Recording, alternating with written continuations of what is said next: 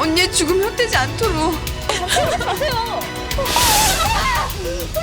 말해보라고요.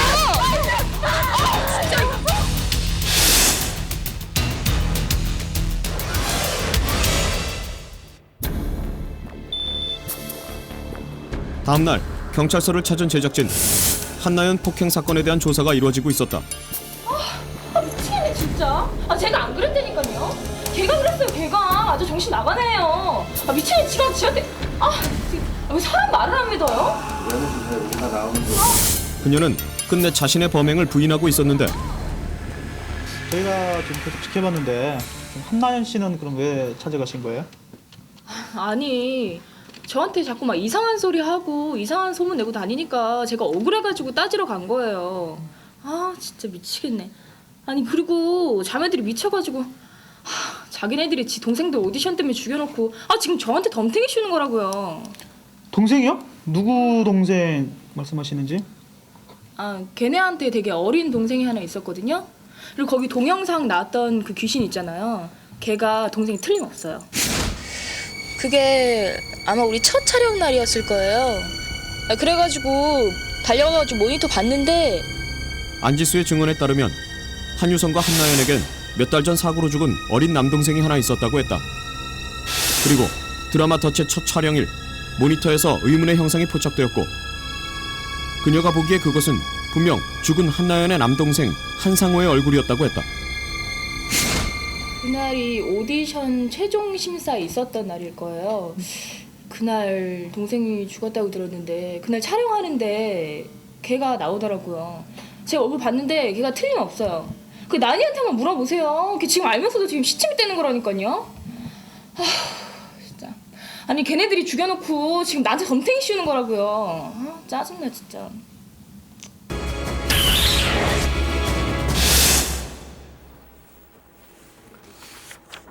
자, 이게 바로 한유선, 한나연 자매의 호적 등본인데요.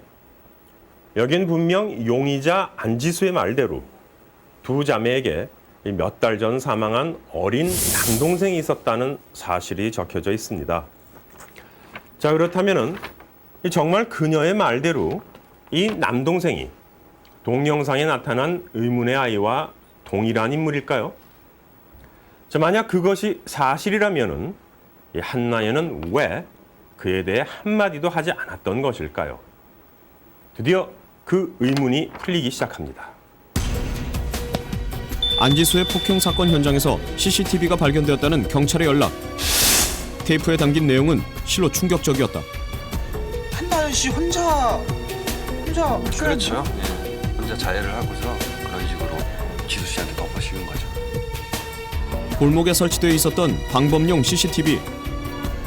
그 속엔 현장 근처에 있었던 제작진조차 보지 못했던 사건의 전모가 담겨 있었다. 처음엔 단순한 말다툼을 벌이고 있었던 두 사람.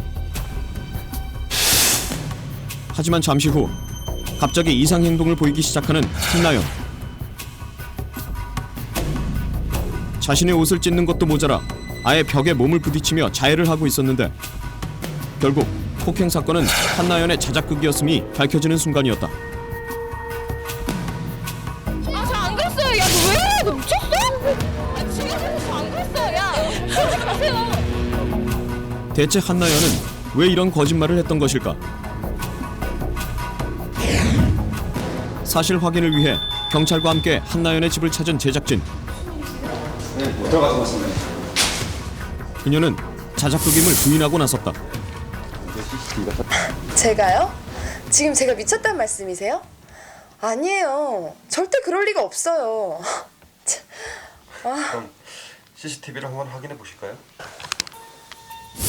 하지만 정작 CCTV 내용을 보여주자 바로 표정이 굳어지기 시작했는데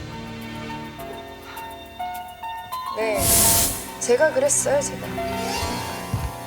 그 여자가 우리 언니 죽게 만든 건 사실인데 아무도 안 믿어주니까 그래서 제가 그랬어요.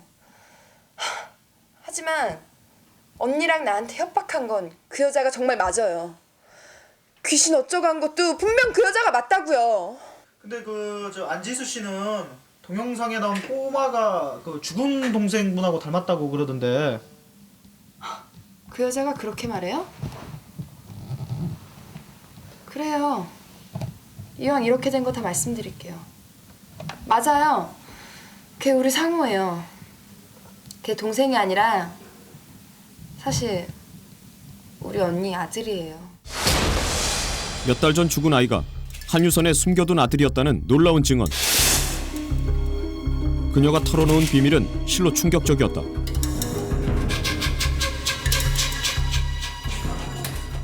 10대 시절부터 레이싱 모델 일을 했다는 두 자매. 언니가 완전 배고파. 빨리 밥 먹자. 하지만 그러던 어느 날 언니! 이거 뭐야? 언니 요즘 나한테 뭐 숨기는 거 있지? 아니야, 숨기기. 언니야 이거 복대 아니야? 언니에게 이상이 있음을 발견한 한나연.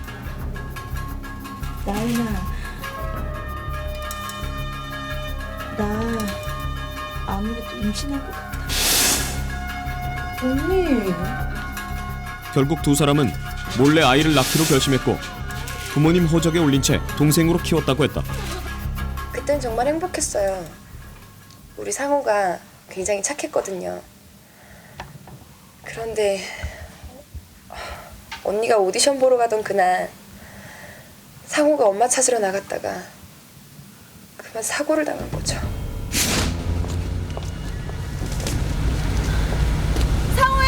그리고 언니 한유선이 드라마 최종 오디션을 마치고 돌아오던 그날 엄마를 마중 나갔던 아이는 그만 교통사고로 사망하고 말았다는데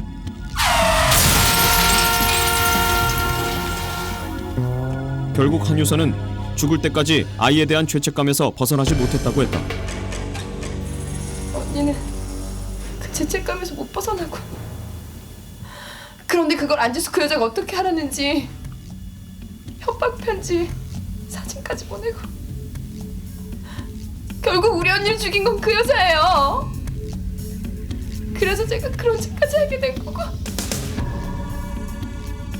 엄마 한유선의 억울한 죽음의 진실을 밝히기 위해 아들 상호가 동영상에 나타난 것 같다고 말하는 한나연. 결국 그녀는 언니의 죽음을 초래했던 협박 사건의 용의자 안지수를 재수사받게 하려고 폭행 자작극까지 벌일 수밖에 없었다고 말했는데 정말 그녀의 말대로 안지수가 협박 사건의 범인인 것일까?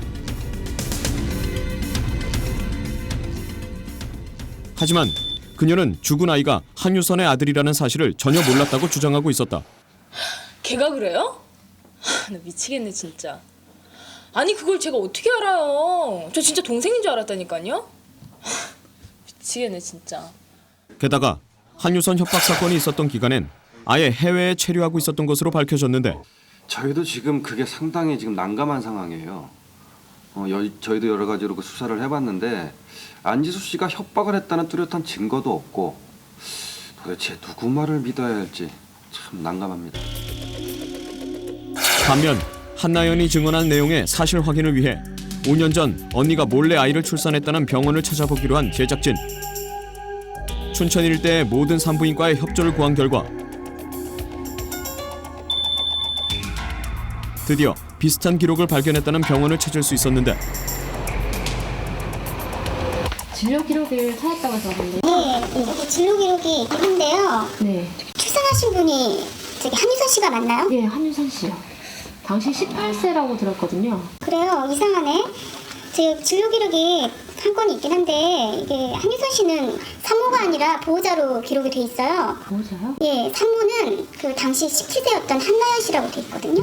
산모가 한나연 씨라고요? 예, 이렇게 기록이 있거든요.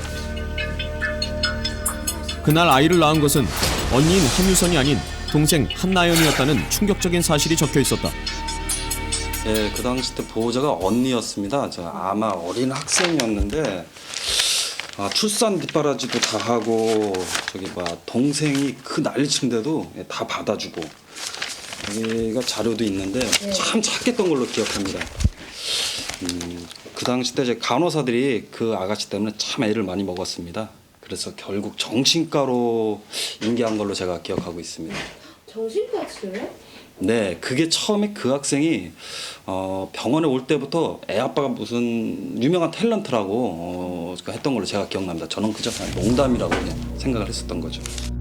산모가 어렸던 데다가 워낙 특이해서 당시 상황을 뚜렷이 기억한다는 담당 의사. 그의 말에 따르면 당시 아이를 낳은 것은 분명 한나연이었으며 습관적인 거짓말과 자해로 언니는 물론 주변 사람들을 상당히 괴롭혔었다는 것. 나중에 보니까 산모가 어릴 적부터 미니하우젠 증후군을 앓고 있었더라고요. 한나연이 정신질환을 앓고 있었다는 의사의 증언. 민히하우젠 증후군이란 습관적으로 거짓말을 하는, 물론 자신마저도 그것이 진실이라고 믿어버리는 일종의 정신과 질환이라고 했다. 그렇다면 혹시 그간 한나연이 취재진에게 말한 내용도 모두 거짓이었던 것일까? 그리고 드디어 한나연이 경찰에 제출했던 협박 편지에서 이상한 점이 발견됐다는 연락이 왔다. 이게 그 한유선 씨가 받았다는 그 협박 편지입니다. 네, 그리고 이게 한나연 씨가 받았다는 협박 편지인데 저희가 지금 두 협박 편지의 혈액을 채취를 해가지고 저희가 정밀히 그 검사를 해본 결과 두 협박 편지에 묻어 있는 혈액이 똑같은 것으로 밝혀졌습니다. 두 자매가 받았던 협박 편지, 그 속에 쓰였던 혈액은 모두 한 사람의 것이었으며 놀랍게도 그것은 한나연의 혈액으로 밝혀졌다. 그럼 지금 이게 한나연 씨가 직접 쓴 거라는 말씀이신가요? 그렇죠. 아무래도 이 자작극으로 봐야죠. 이게 도대체가 보면은 공인인의 소행이에요. 아시겠어요? 네. 두 건의 협박 사건 모두가 한나연의 자작극으로 밝혀진 상황. 증거가 있잖아요. 증거가. 게다가 더 충격적인 것은 그녀가 언니의 죽음과도 연관이 돼 있었다는 것인데 이 한유선 씨한테 보냈던 협박 편지에 있는 그 사진이 합성인 걸로 밝혀졌습니다. 근데 그 사진의 원본이 한나연 씨의 그 컴퓨터에서 발견됐습니다. 그럼 혹시 한유선 씨 죽음하고도 관련이 있는 건가요? 현재로서는 뭐 조사를 더 해봐야 되는데 상당히 가능성이 높죠. 게다가 한유선 씨가 복용했던 그 수면제가 한나연 씨 것임을 밝혀졌습니다. 경찰 조사 결과에 따르면 평소 한나연은 아이 때문에 일을 그만둔 자신과 달리 점점 유명세를 타고 있는 언니 한유선을 심하게 질투해 왔다고 했다. 상우야! 이모! 게다가 몇 달 전 드라마 덫의 최종 오디션이 있던 날 엄마인 자신보다 이모인 한유선을 더 따르던 아들 상호가 그만 교통사고로 사망하는 일이 발생했다.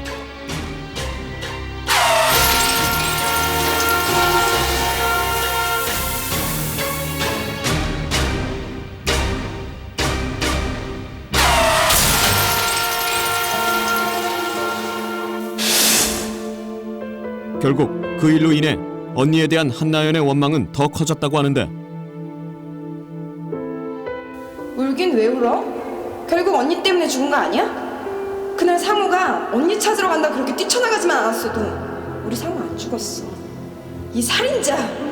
이 살인자! 이 살인자! 이 살인자! 이후 한나연은 협박 편지와 사진 등을 통해 언니 한유선의 죄책감을 자극했던 것은 물론 드라마에 출연할 경우 언니의 인기가 더 높아질 거란 생각에 촬영 전날 밤 자신의 수면제를 다량으로 탄 물을 언니 한유선에게 먹였던 것으로 보였다.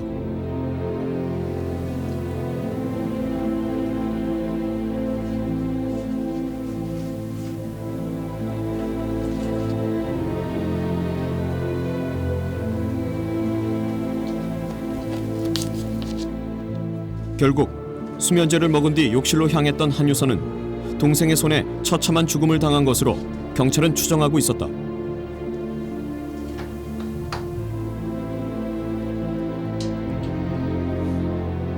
이로써 두 건의 협박 사건은 물론 한유선 사망 사건 역시 한나연의 소행이었음이 밝혀진 상황.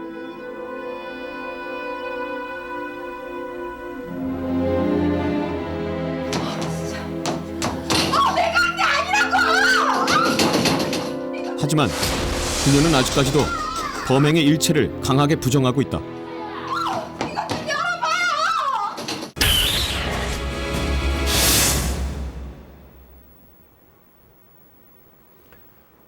결국 용의자 한나연은 정신 이상 판정을 받고 치료 감호소로 이송되었고요.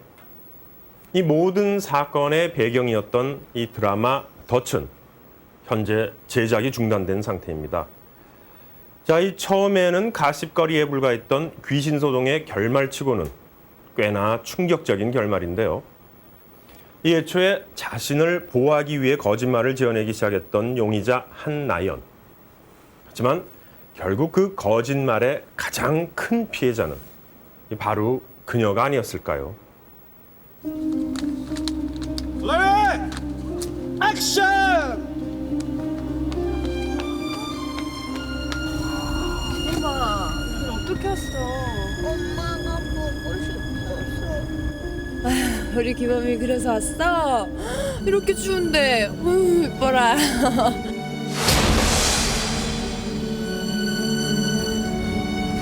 내가 왜 네 엄마야? 내가 왜 네 엄마야?